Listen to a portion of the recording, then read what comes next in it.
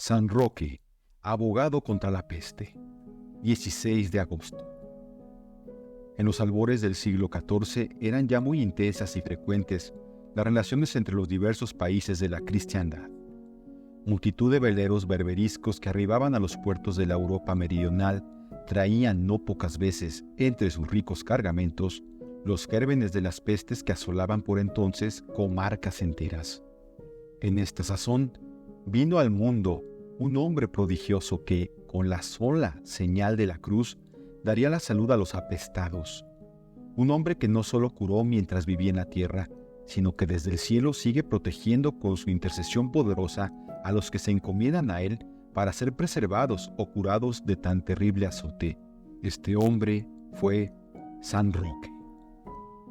Juan, gobernador de Montpellier por los reyes de Mallorca, de la Real Casa de Aragón, a quienes pertenecía por entonces aquella ciudad y su territorio, y su esposa Liberia, parecían estar en posesión de la felicidad, en cuanto se la puede gozar en este mundo.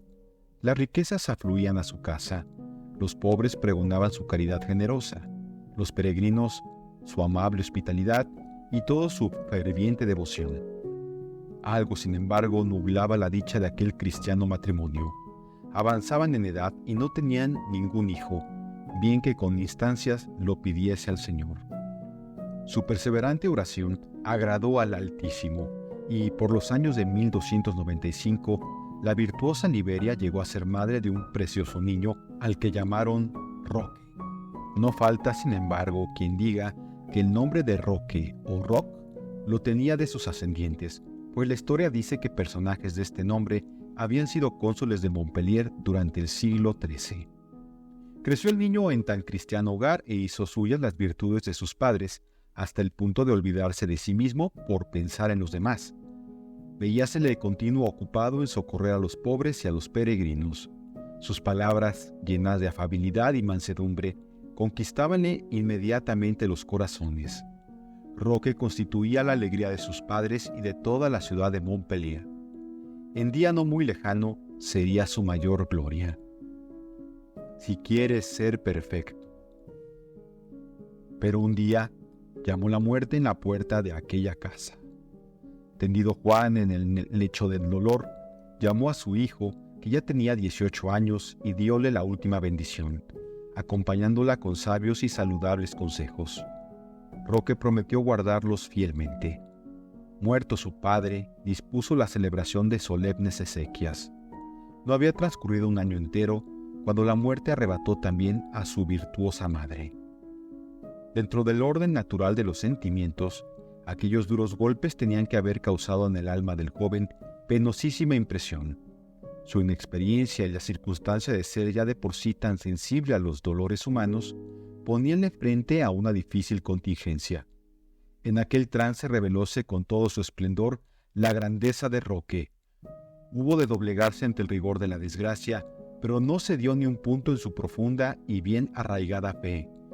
Comprendió desde el primer momento que Dios lo había dispuesto así por ser lo más conveniente, y aceptó la prueba en absoluta conformidad con sus designios inescrutables. Según Roque entendía, aquel suceso señalaba un rumbo nuevo a sus actividades, y de acuerdo con esta idea, que era para él la voz del cielo, decidió el futuro. Trató entonces de poner por obra los consejos que su padre le diera y de amoldarlos a aquella sentencia del Salvador.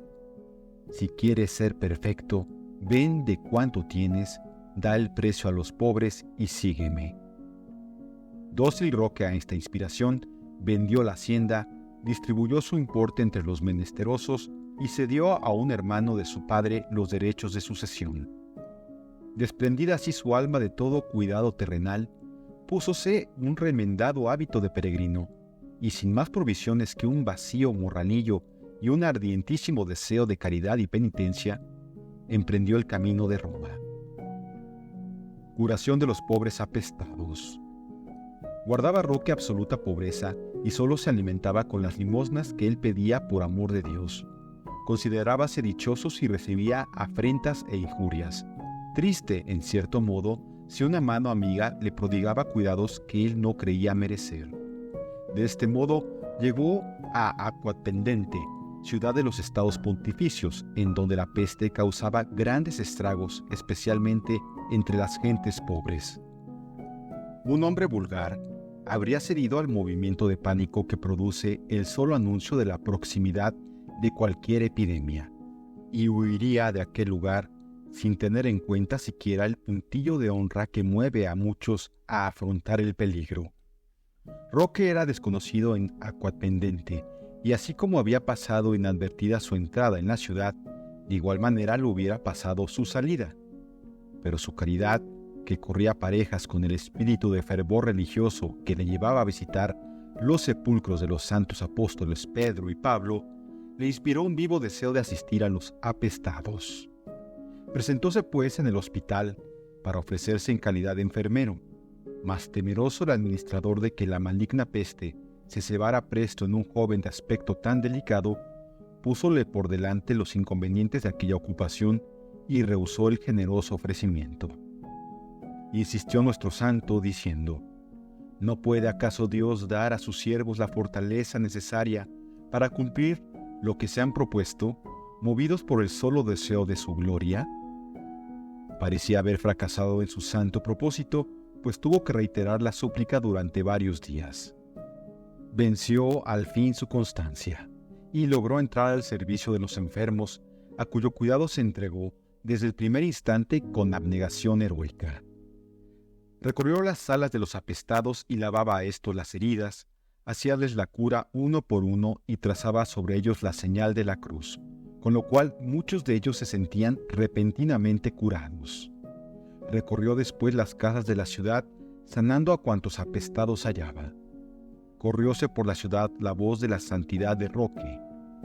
«¡Un ángel ha bajado del cielo!», exclamaban todos. Roque entonces, para evitar el peso de tanta gloria, huyó de Acquapendente sin dejar indicios de su nuevo derrotero. Enterado luego de que en Cesena de Lombardía causaba estragos la misma enfermedad, apresuróse a llegarse allí y realizó los mismos prodigios que en Acquapendente. Un fresco de la catedral recuerda el paso de Roque por Cesena en su peregrinación de caridad. La caridad con los apestados era la causa que iba retardando su llegada a Roma, pero este mismo motivo había de acelerarla ahora. Castigada Roma por el terrible azote, dirigió allí sus pasos nuestro santo. Por humildad no reveló a nadie San Roque su nombre ni su patria.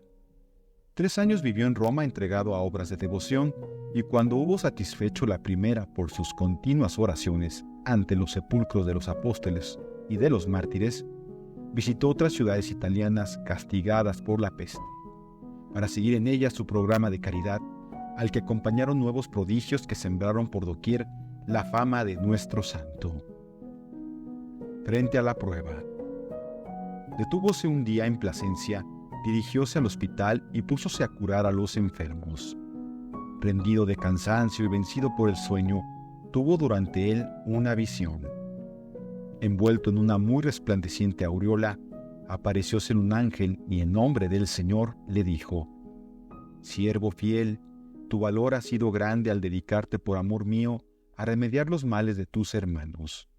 Que no decaiga ahora que vas a padecer estos mismos males en tu persona». Al despertarse se sintió acometido por una ardiente fiebre, al mismo tiempo que experimentaba un agudo dolor. Reconociendo en sí los síntomas de la espantosa enfermedad, comprendió que había sido una realidad aquella aparición. Alzó pues los ojos al cielo y elevó a Dios una ferviente plegaria de acción de gracias. Fue puesto con los apestados. El mal se agravaba, el dolor le oprimía, y muy a pesar suyo, prorrumpió en ayes desgarradores.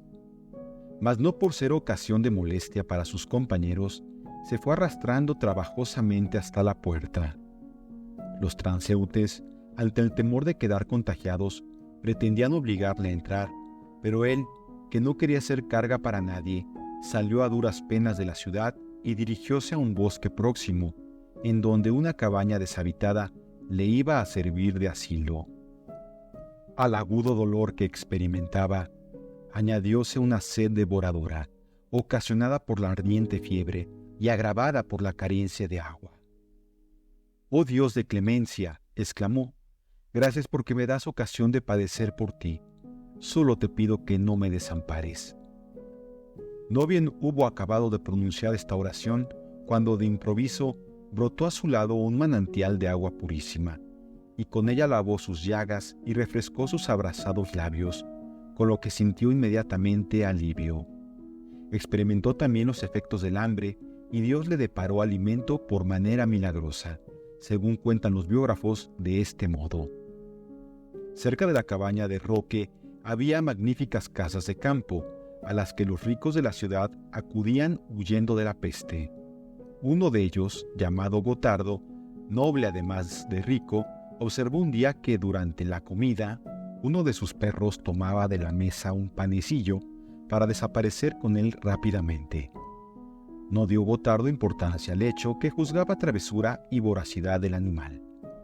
Pero al día siguiente repitió el perro la misma operación, y Gotardo, creyendo entonces que los criados se descuidaban en dar de comer al can, llamó al criado encargado de la jauría y le riñó ásperamente, por lo que entendía ser culpable negligencia.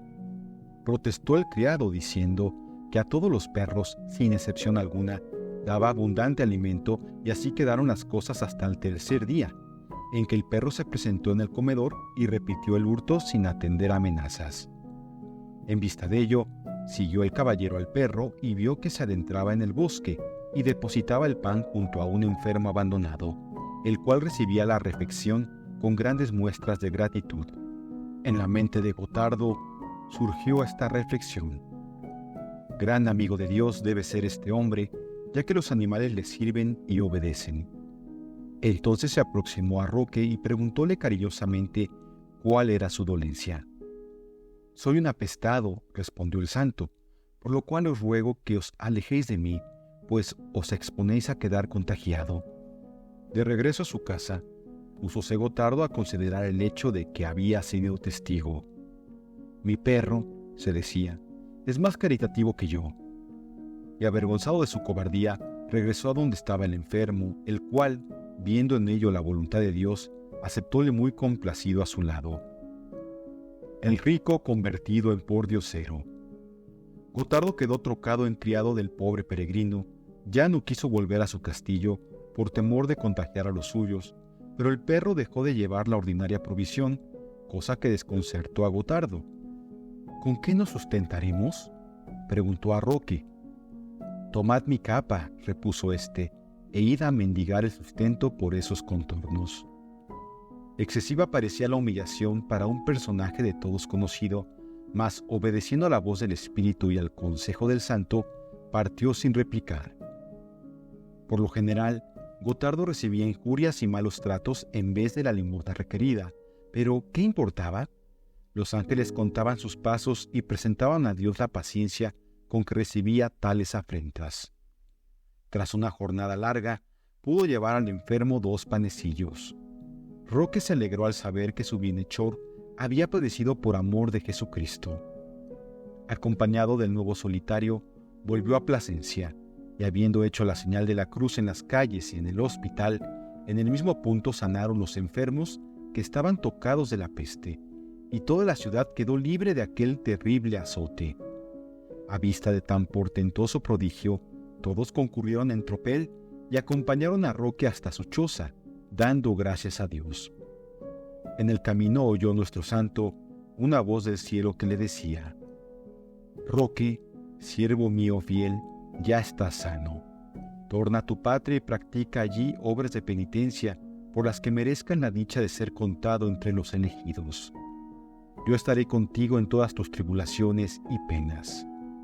El santo limpio, al punto de la peste, no abandonó enseguida la ciudad de Plasencia.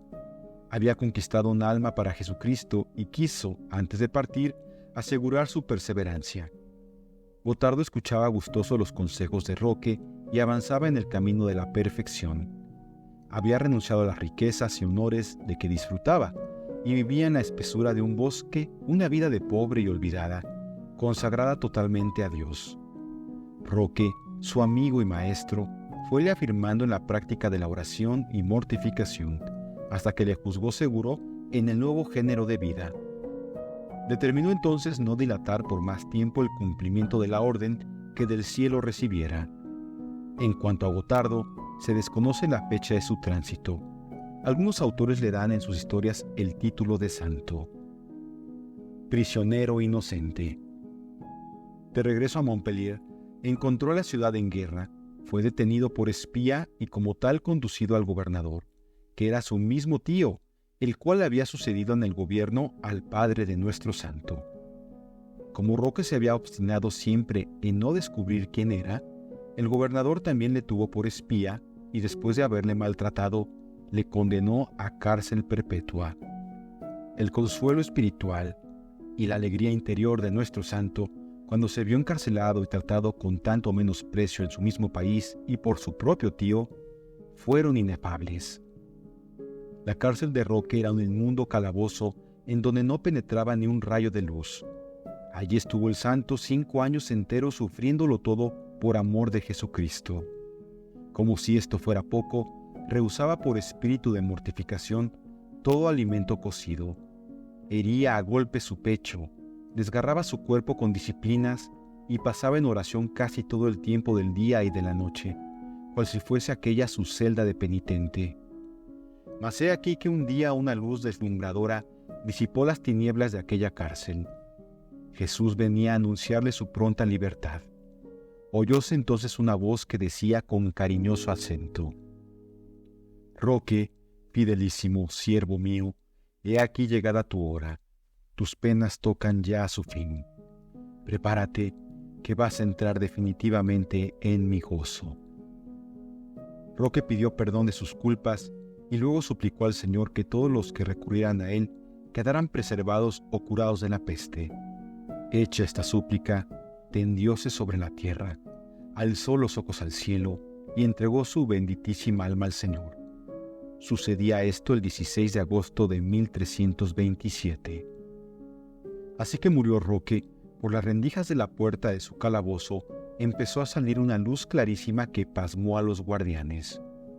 Abriéronlo y hallaron que el cuerpo del santo, tendido en el suelo, desprendía de sí aquel extraordinario resplandor.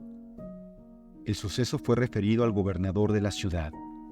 El tío de Roque, lleno entonces de dolor y confusión, al ver que sin saberlo se había constituido en verdugo de su sobrino, no sabía qué hacer para dar cumplida satisfacción a su memoria. Públicamente se acusaba de torpe y aún de descatado, por no haber sentido los impulsos de la sangre al tener ante sus ojos a un pariente tan cercano, pues por muy desfigurado que estuviera, debió de conocerle y nunca condenarle, porque ahora que lo recapacitaba, veía bien que la humildad y compostura con que se le presentó eran la protesta más elocuente contra la absurda acusación de espionaje a que tan ligeramente había dado crédito, y ahora ya no tenía remedio su falta. Gran trabajo costó calmarle, pero al fin halló a algún lenitivo su pena en la suntuosidad de los funerales que ordenó para honrar a su santo sobrino. Con gran pompa y lúcido acompañamiento fueron trasladados los sagrados restos desde el Palacio de Gobierno hasta la iglesia principal, después de recorrer toda la ciudad en medio de las lágrimas y aclamaciones del pueblo. Poco después, su mismo tío hizo erigir una magnífica iglesia en honor de su santo sobrino, y a ella fueron trasladadas sus reliquias. Culto, iconografía y popularidad. Desde entonces, las ciudades, villas y pueblos de Provence y Languedoc, lo mismo que las de las regiones de Italia, en donde había morado tanto tiempo, y las de España, recurrieron al siervo de Dios en las enfermedades contagiosas. Este culto, que era de carácter local, no tardó en extenderse a toda la iglesia con grande alegría de sus devotos. Dícese que mientras se celebraba el Concilio Ecuménico de Constanza, en el que se trataba de poner término al llamado Cisma de Occidente, empezó a castigar a la ciudad una terrible epidemia que amenazaba con interrumpir los trabajos de los padres, con gran detrimento de la cristiandad. Un joven alemán propuso entonces que se acudiera a San Roque. Acordes todos con la iniciativa, prescribiéronse rogativas y ayunos, y organizáronse públicas manifestaciones en las cuales la imagen del santo era llevada en procesión. La epidemia cesó sin que quedara en la ciudad un solo enfermo. Roma, por su parte, sancionó la legitimidad de estos cultos en el pontificado de Alejandro VI, aprobando numerosas cofradías y la edificación de un templo en honor del santo, y posteriormente escribiendo su nombre en el martirologio en los días de Gregorio XIII. Se honra a San Roque en la familia franciscana como a uno de los patronos de la orden terciaria, en virtud de una tradición según la cual el santo perteneció a la misma. Inocencio XII concedió a los hermanos menores la facultad de celebrar su fiesta con rito doble mayor. La devoción y culto de los pueblos para con el siervo de Dios ha ido siempre en aumento.